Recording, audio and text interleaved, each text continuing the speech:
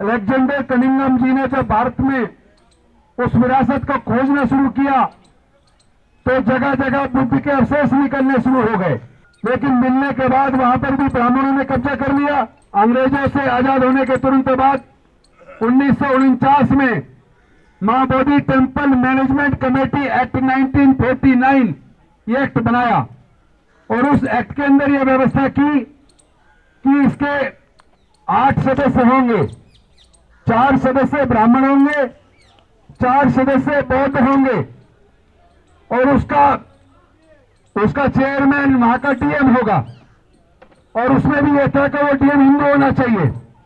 सभी राज्यों में मां बोधि महाविहार को मुक्त कराने का आंदोलन चल रहा है, लेकिन आपने भारत के किसी मुख्य मीडिया में, किसी भी डिजिटल मीडिया पे, किसी अखबार में आपने मां बोधि महाविहार की मुक्ति आंदोलन की एक भी लाइन नहीं देखी होगी। जाति के उन्मूलन की वजह से, जाति के उन्मूलन की वजह से उन्होंने इस धर्म को छोड़कर कुछ लोग सिख बन गए, कुछ लोग ईसाई बन गए, कुछ लोग मुस्लिम बन गए। सबकी गर्भावस्थी करानी है। अपने सांस्कृतिक विरासत, अपनी पूर्वजों की सांस्कृतिक विरासत को एक एक को खोज के निकालेंगे, हम छोड़ने वाले नहीं हैं। ये दादागिरी नहीं चलेगी। हम लोग बौद्ध लोग हैं, हम लोग हाथ जोड़ के काम चलाते हैं, लेकिन अगर आप नहीं मानोगे तो हाथ जोड़ने के साथ साथ हाथ मरोड़ने का काम भी हम करेंगे।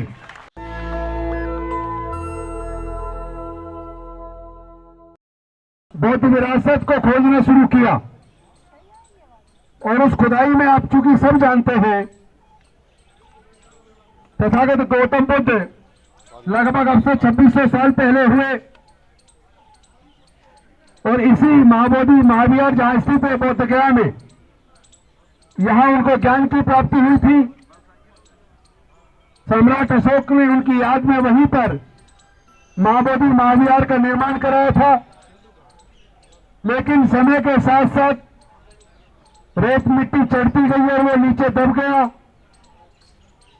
लेकिन आपको पता है कि चीनी यात्री फाइयान वेनसांग इत्सिंग ये भारत में आए थे। इन्होंने अलग अलग समय पर अलग अलग काल में आए और उन्होंने पूरे भारत का भ्रमण किया और बौद्ध साहित्य को जितना हो सका उतने बौद्ध साहित्य को वो लोग चाइना के अंदर लेकर गए कि वो जो साहित्य जो जला दिया गया, जो ब्राह्मणों ने 84,000 बौद्ध मठ तोड़वाए, बौद्ध स्तूपों को ध्वस्त किया, शिलालेखों को ध्वस्त किया, हजारों बौद्ध भिक्षुओं की हत्या कराई, लेकिन समय के साथ साथ मिट्टी के अंदर वो बौद्ध विरासतें नीचे दब गई। लेकिन जब अंग्रेजों का शासन आया और वो सारा साहित्य, बौद्ध साहित्य जो भारत से खत्म कर दिया गया था, वो बौद्ध साहित्य चीनी यात्रियों के द्वारा सुरक्षित रखा गया तिब्बत के अंदर, चाइना के अंदर। और उसका अध्ययन करने के बाद अलेक्जेंडर कनिंघम जी ने जब भारत में उस विरासत को खोजना शुरू किया तो जगह जगह बुद्ध के अवशेष निकलने शुरू हो गए और इस बिहार की धरती बौद्ध गया के अंदर ये मां बोधि टेम्पल मिला। लेकिन मिलने के बाद वहां पर भी ब्राह्मणों ने कब्जा कर लिया। श्रीलंका से आपको सबको पता होगा, श्रीलंका से क्या नाम था उनका, अनागारिक धम्मपाल, वो आए और उन्होंने वहां उसको ब्राह्मणों से मुक्त करके, चूंकि वो बौद्ध विरासत है, बौद्धों को सौंपने के लिए आंदोलन चलाया। उस आंदोलन में ये 1891 की बात है, 1891 की बात है। उस आंदोलन में उनके ऊपर हमले हुए, 40 लोगों ने आके हमला कर दिया। जो बौद्ध लोग वहां धरना कर रहे थे, कईयों को चोटें आई, अनागरिक धम्मपाल जी को भी चोट आई। उसके अंदर मुकदमा भी दर्ज हुआ। यह आंदोलन चलता रहा। 1922 के अंदर कांग्रेस का एक सम्मेलन हुआ, अधिवेशन हुआ। कांग्रेस के उस सम्मेलन में जब इसकी डिमांड उठी माओवादी टेम्पल की मुक्ति की, तो उन्होंने राजेंद्र प्रसाद जी के नेतृत्व में कमेटी का गठन किया। उस कमेटी में जाकर उसकी पूरी जांच पड़ताल की, लेकिन चूंकि उसके अंदर कमेटी के अंदर बौद्धों का प्रतिनिधित्व नहीं था, तो वो रिपोर्ट उनके फेवर में बना दी गई, जिसका भरपूर विरोध किया गया।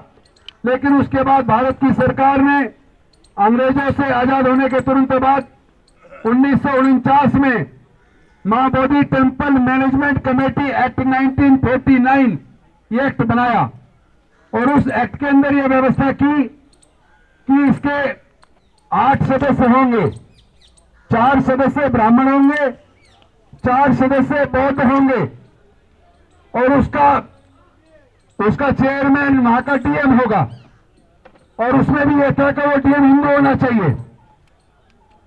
तो ये लड़ाई चलती रही, अलग अलग समय पर चलती रही।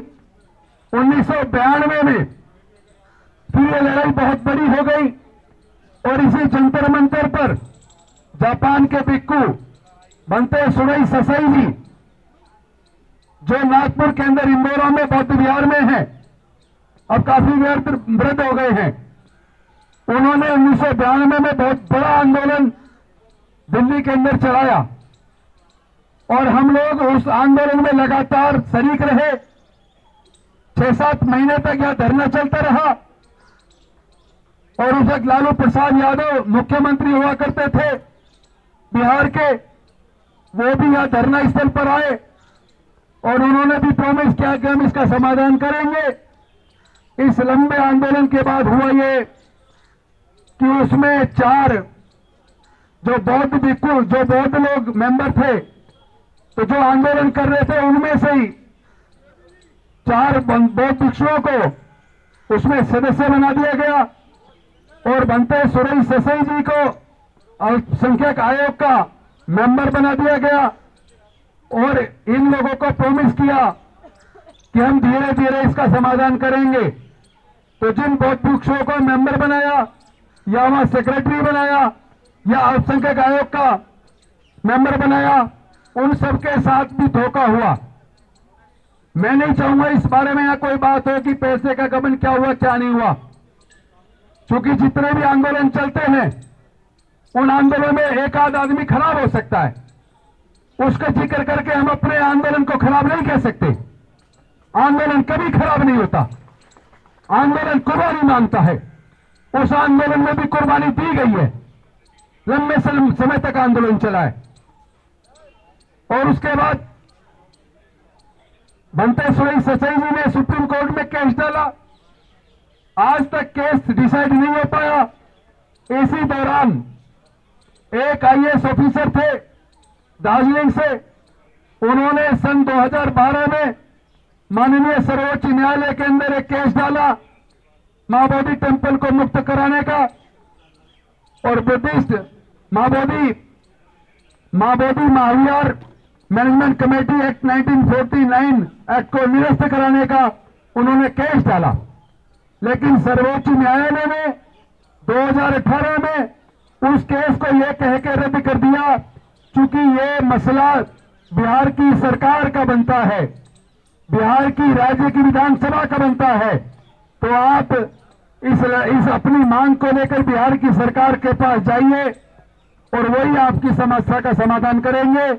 ये सुप्रीम कोर्ट के अधिकार क्षेत्र की बात नहीं है, ये कह के उनकी पिटीशन को डिसमिस कर दिया गया। तो उसके बाद से बिहार की सरकार से भी लगातार मांग चल रही है। अभी तकरीबन 8 महीने पहले इंडिया बुद्धिस्ट जो फोरम हमारा बना हुआ है, ऑल इंडिया बुद्धिस्ट फोरम, उसके माध्यम से हम कई लोग मिलके अल्पसंख्यक आयोग में गए, उनके चेयरमैन तमाम मेंबर से मिले, और हमने उनसे निवेदन किया कि आप माओवादी टेम्पल को मुक्त कराने के लिए बिहार की सरकार से बात कीजिए।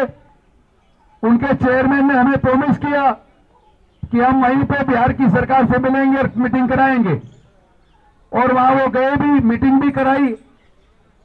ऑल इंडिया बुद्धिस्ट फोरम के सदस्य हमारे उस मीटिंग में भी गए, फिर भी कोई समाधान नहीं निकला। केवल आश्वासन मिला और वो भी झूठा। उसके बाद पटना के अंदर गांधी मैदान के अंदर बहुत बड़ा प्रदर्शन किया गया, आंदोलन किया गया, सभा की गई। उसमें भी हम लोग पटना के अंदर गए और वहां पूरी सभा करने के बाद पदयात्रा करते हुए बिहार की सरकार को ज्ञापन दिया। बिहार के एक बहुत वरिष्ठ अधिकारी आकर हम लोगों से वहीं आकर मिले, हमारा ज्ञापन लिया और उन्होंने प्रॉमिस किया कि हम इसका समाधान करेंगे, लेकिन समाधान कुछ नहीं हुआ। उसके बाद 12 फरवरी से क्रमिक अनशन भूख हड़ताल हमारे बौद्ध भिक्षुओं ने और कुछ उपासकों ने वहीं मां बोधि टेम्पल के पास शुरू किया, लेकिन अब से तकरीबन 13-14 दिन पहले आपने देखा होगा बिहार की सरकार ने कितनी घटिया हरकत की, और इतनी घटिया हरकत को धिक्कारा ही जा सकता और कुछ नहीं कहा जा सकता। एक घटियापन है उनका ये। उन्होंने रात को 1 बजे वहां की पुलिस, उनकी पुलिस ने बौद्ध भिक्षुओं को जबरन वहां से उठा लिया, यहां तक कि एक बौद्ध भिक्षुणी को महिला होने के बावजूद कमर में हाथ डालकर जबरदस्ती उठाकर गाड़ी में डाल दिया। यह बेहद शर्मनाक घटना थी और ले जाकर थाने के अंदर, उसको हॉस्पिटल के अंदर पटक दिया। लेकिन हमारा आंदोलन चलता रहा और उसके बाद उस स्थल पर प्रदर्शन नहीं करने दिया, बल्कि 2 किलोमीटर दूरी पर रोड के किनारे पर एक जगह दे दी कि आप अपना प्रदर्शन यहां कीजिए। लेकिन मैं आपको बता दूं, जो 1992 का आंदोलन था, आंदोलन बहुत जबरदस्त था, बहुत बड़ा था, लेकिन उस वक्त सोशल मीडिया नहीं होता था। और देश का जो मुख्य मीडिया है, चाहे वो इलेक्ट्रॉनिक मीडिया हो चाहे प्रिंट मीडिया हो, आप सबको पता है वो कभी भी इस देश के दलितों की, पिछड़ों की, वंचितों की, आदिवासियों की और अल्पसंख्यक समाज के मुद्दों को कभी हाईलाइट नहीं करता, कभी उनको कवरेज भी नहीं करता। मैं तो आह्वान करना चाहता हूं इस देश के दलितों से, इस देश के पिछड़ों से, इस देश के आदिवासियों से, इस देश के अल्पसंख्यकों से, वो देश का मुख्य मीडिया, चाहे वो इलेक्ट्रॉनिक मीडिया हो चाहे प्रिंट मीडिया हो।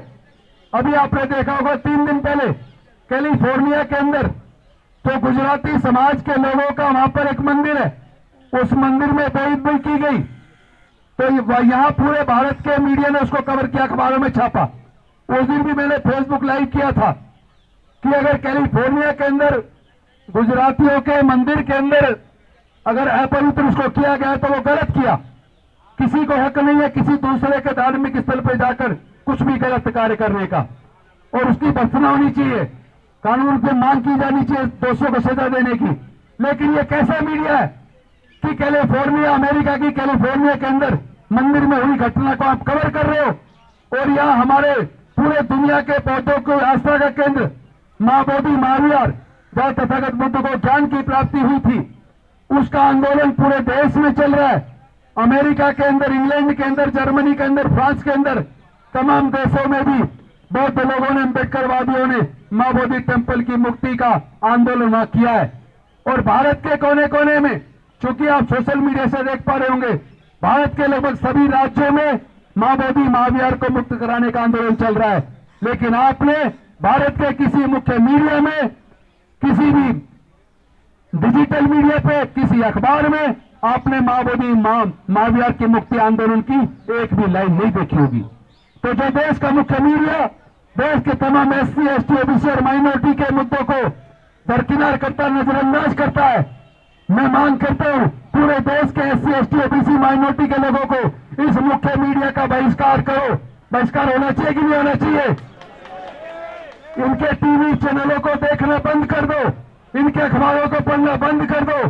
जितने हमारे बहुजन समाज के यूट्यूबर्स हैं जो समाज के सारे मुद्दों को उठा रहे हैं, हमें चाहिए कि हम अपने यूट्यूबर्स को प्रमोट करें, इनके सबके यूट्यूब को, चैनलों को देखें, जो भी आर्थिक मदद दे सकते वो भी दें, क्योंकि आर्थिक पैसे के अभाव में हमारे ये सारे चैनल बेचारे दम तोड़ रहे हैं।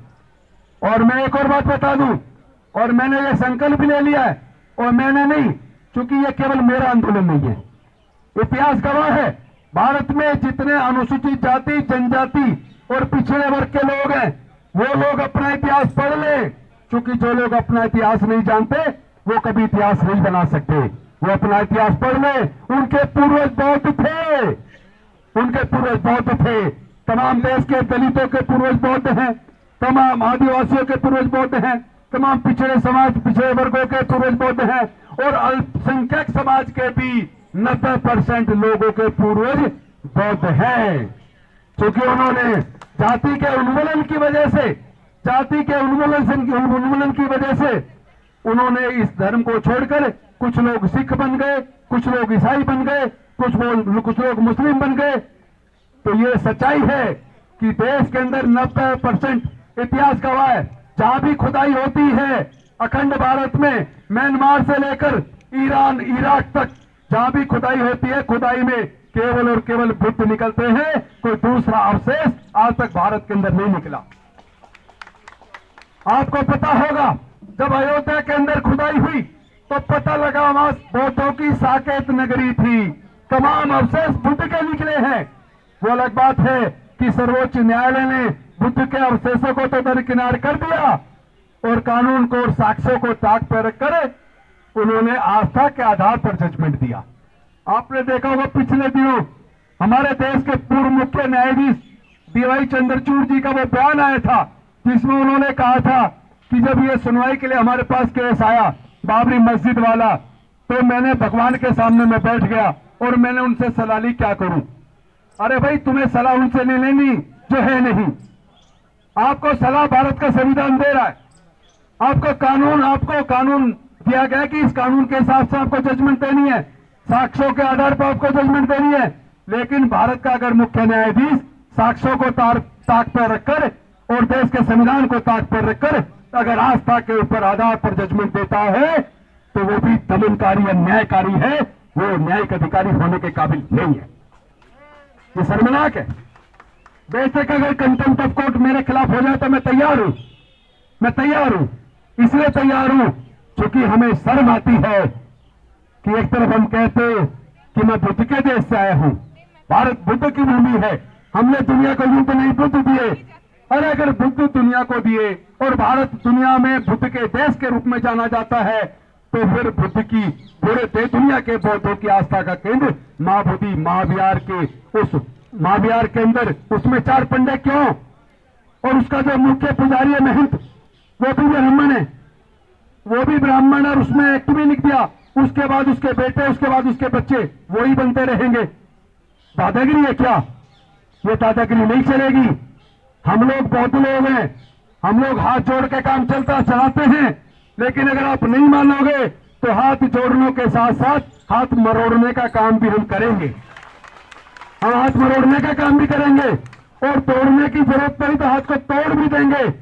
हम तो चाहते हैं कि शांतिपूर्वक तरीके से आप हमारी इस डिमांड को पूरा कर दो। और एक और बात बता दूं, अभी तो हम सब की तरफ से, पूरे दुनिया के बौद्धों की तरफ से, भारत के बौद्धों की तरफ से अभी हम बात कर रहे हैं महाबोधि महाविहार को मुक्त करने की, बौद्धों को सौंपने की, Buddhist temple management committee act 1949 act को रद्द करने की। अगर आप हमारी सरकार, हमारी जायज डिमांड को नहीं मानते, चूंकि किसी ईसाइयों के किसी चर्च में ईसाई से अलग किसी दूसरे धर्म का व्यक्ति मैनेजमेंट कमेटी में नहीं हो सकता, गुरुद्वारे के अंदर सिखों से अलग किसी दूसरे धर्म का आदमी मैनेजमेंट कमेटी में नहीं हो सकता, मस्जिद के अंदर उसके संचालन समिति में मुस्लिम से अलग किसी दूसरे धर्म का आदमी नहीं हो सकता, हिंदुओं के मंदिरों के अंदर भी किसी दूसरे धर्म का आदमी उसकी मैनेजमेंट कमेटी में नहीं हो सकता। तो फिर हमारे महाबोधि महाविहार के एक्ट मैनेजमेंट कमेटी के अंदर चार पंडे क्यों? 4 पंडे क्यों? तो ये ब्राह्मण धर्म की साजिश है। और मैं निवेदन करता हूं भक्ते जी, आपसे भी, बाकी लोगों से भी, आप हिंदू धर्म बोलना बंद करो। अभी हमारे बहुत लोग वहां हैं, उनको उनका इतिहास याद दिला के सबको बौद्ध बनाना है, सबको वापस घर वापसी करवानी है, सबकी घर वापसी करानी है। अपने सांस्कृतिक विरासत, अपनी पूर्वजों की सांस्कृतिक विरासत को एक एक को खोज के निकालेंगे, हम छोड़ने वाले नहीं है। अभी हमारी लड़ाई महाबोधि महाविहार की है। हम डिमांड कर रहे हैं, हाथ जोड़ के डिमांड कर रहे हैं बिहार की सरकार से भी और केंद्र की सरकार से भी, आप महाबोधि महाविहार को तुरंत मुक्त करिए। अगर नहीं करोगे तो हम आपको याद दिलाते हैं जिन विवेकानंद जी के फाउंडेशन से सलाह लेके आप केंद्र की सरकार चला रहे हो, जिस विवेकानंद का आप एबीवीपी, आप अपना छात्र इकाई चलाते हैं, उन्हीं विवेकानंद जी ने अपने जो राइटिंग लिखी है उसके 7वें वॉल्यूम के अंदर लिखा है कि भारत में बहुत सारे बौद्ध मंदिरों को कब्जा करके वो ब्राह्मण मंदिर बनाए गए। उन्हीं के 7वें वॉल्यूम में लिखा हुआ है जगन्नाथपुरी का जो मंदिर है वो बौद्ध मंदिर है। उन्होंने खुद लिखा है, स्वामी विवेकानंद जी ने। और इतिहास गवाह है, जितने भी पुराने मंदिर जो 500 साल से पहले के बने हुए हैं, आप उनके अंदर जितनी मूर्तियां हैं उसका श्रृंगार उतार कर, उनका श्रृंगार गहने उतार कर देखिए तो उसके अंदर केवल और केवल बुद्ध निकलेंगे। ये हमारा दावा है, केवल बुद्ध निकलेंगे। तो हमारी लड़ाई अभी केवल महाबोधि टेम्पल की है, लेकिन अगर आप नहीं माने तो फिर जहां जहां कब्जे सारे मुक्त कराने की लड़ाई चलेगी। और ये आंदोलन मैं आपको बता दूं भंते जी, बेशक 92 का आंदोलन कुछ साल के बाद किसी भी वजह से बंद हो गया हो, लेकिन इस बार लड़ाई लंबी है, हमें भी पता है। नेशनल दस्तक की आपसे गुजारिश है कि अगर इसको बचाना चाहते हैं तो नेशनल दस्तक को सब्सक्राइब करने के लिए रेड कलर के सब्सक्राइब बटन को दबाएं, फिर बेल आइकन की घंटी दबाएं। नेशनल दस्तक को बचाने के लिए बहुत जरूरी है कि हर खबर को शेयर करें, लाइक करें, कमेंट जरूर करें।